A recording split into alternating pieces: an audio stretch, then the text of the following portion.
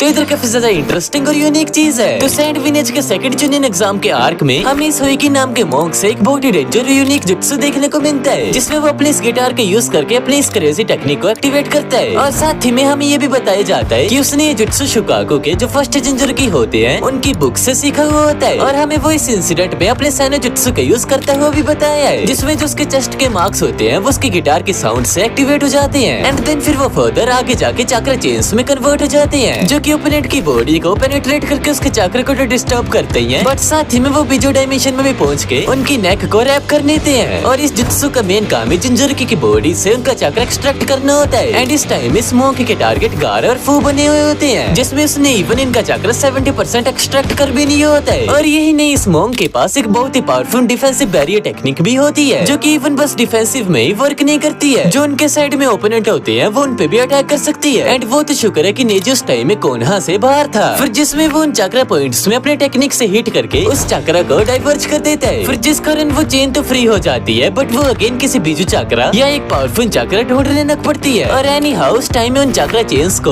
उस मॉन्क के अंदर वो चोरी की हो जिंजोरी की चाक्रा सेंस हो जाता है, और वो चेन्स उस मॉन्क को ही रैप कर लेती है। एंड फिर अगेन ने जिस मॉन्क के चाक्रा पॉइंट्स पे हिट करके उसको बचाता तो है, बट फिर बाद में काज़ुका के गारों से प्रिजन में बंद कर देते हैं।